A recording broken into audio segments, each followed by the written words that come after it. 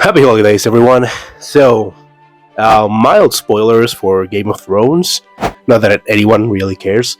The ending was dog shit. But yeah, fun story. I was talking with my cousin about the ending of Game of Thrones a couple of weeks ago. As one does while having some funny drink. And turns out I, on the spot practically, came up with a better ending. Or at least a better setup for one of the big payoffs of the ending. So, for the sake of having spoilers kind of mild, you guys know who I'm talking about when I show you these two together, right?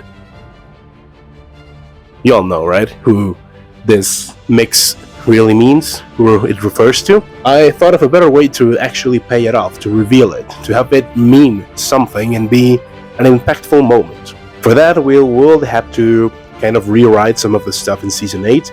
Not that pretty much anything is worth keeping. I say the only bit of Season 8 that's really worth something is the whole scene with Brienne where Jaime knights her and she is officially named a knight for the Seven Kingdoms. That's pretty much the only good thing of Season 8. So yeah, first of all, number one of the rewrites.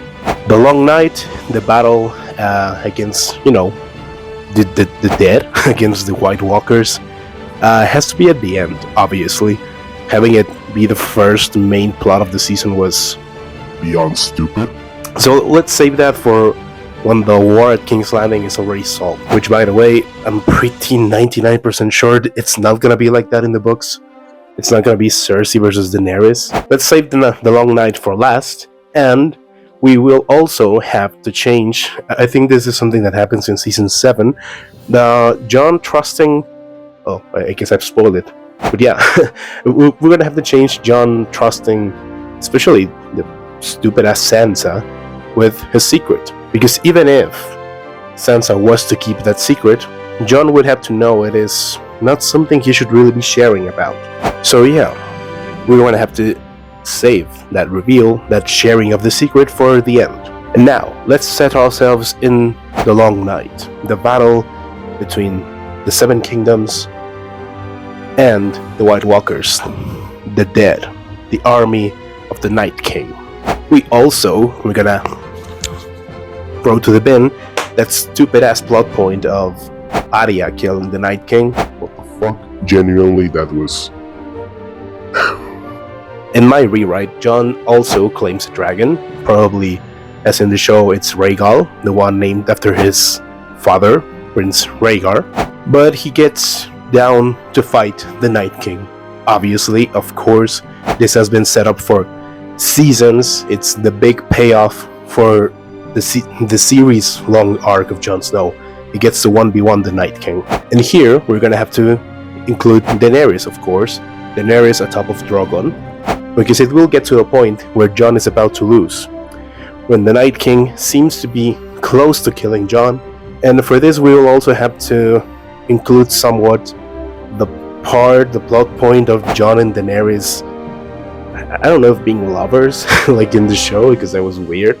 But they do care about each other. I mean, Daenerys is gonna come to the point where Jon is about to be killed by the Night King, and in a quick judgment, we'll have to risk it. We'll have to thank TrKz. This is also before. I'm still iffy on the plot point of the Night King being immune to dragonfire. That's contentious, but let's keep it like that for the sake of this rewrite. And Daenerys is gonna have to make a quick decision. She's gonna assess, being okay, Jon has to live, or at least the Night King has to die. So, if it comes to this, the situation is dire, Daenerys will do it. She will go TrKz with Drogon, and everything goes up in flames. Daenerys is distraught.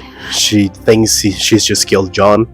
She's sad because Jon was, at this point, I do believe he would have become the king in the north, almost like he did on the show. Well, also in the show they deleted the pink letter, so most of the conflict with the Night's Watch and reclaiming the North with Stannis is severely changed from the books, or from what the books ended up at. But I do believe Jon will be the king in the north, but by that point. And, well, TrKz, everything's up in flames. Everyone is like, oh my god, she killed Jon. She shot Ron with dragonfire. But the Night King also seems to have died, so she saved us? So she saved the day?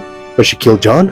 And then the fire, the flames start to die out. And then we see Jon is still fighting the Night King. Both have survived. Both keep fighting. And when everyone realizes Jon is still alive, Jon hits the killing blow on the Night King, because remember, Valyrian steel does kill the White Walkers, and Jon still has Longclaw. So, at the sight of everyone still noticing what just happened, Jon defeats the Night King, but most importantly, he survived dragonfire, which can only mean one thing. He was no dragon. Fire cannot kill a dragon. So, it is like that. That good old Jon Stark is revealed to be, I don't know how he would be called as a prince. Some theory goes that he would be called Viserys, because Rhaegar was trying to fulfill the three dragon prophecy with his children, and she had Rhaegar's children were Rhaenys, the firstborn daughter. Then she had Aegon, and she was looking for a third son, which is the one she ultimately got with Lyanna, R+L J. So he probably would be King Viserys Targaryen the third or the second, I don't know. So the king in the north would end up being Viserys Targaryen, and everyone would see it and rally behind him, because he's Azor Ahai. He is the prince that was promised, the warrior who brought down the night. And isn't it just perfect? How is it that I came up with something so much better than D&D could think of in years and years of production, being paid millions to do the fucking job? I don't know. Let me know what you think about this theory. As I said, it just clicked in my head one afternoon. I was having some funny drinks with my cousin, talking about how disappointed we were at the season 8. Well, at the end of season Thrones, really. I'm currently rewatching the whole thing, and the cracks really start to show in season 5. It was a long death, but one entirely brought by D&D. They cannot write to save their lives. Anyway, thank you so much for watching. As I said, happy holidays, everyone. I'm recording this in those few dead days between Christmas and New Year's Eve. So yeah, hope you enjoy, relax, have some quality downtime with your family and friends, and all that holiday spirit jazz. And I'll see you in the next year. Still have some interesting projects ahead, so like, subscribe, follow, whatever you want to do with the algorithm to feed it. You're welcome to do it, and see you in the next one, lads. Bye bye.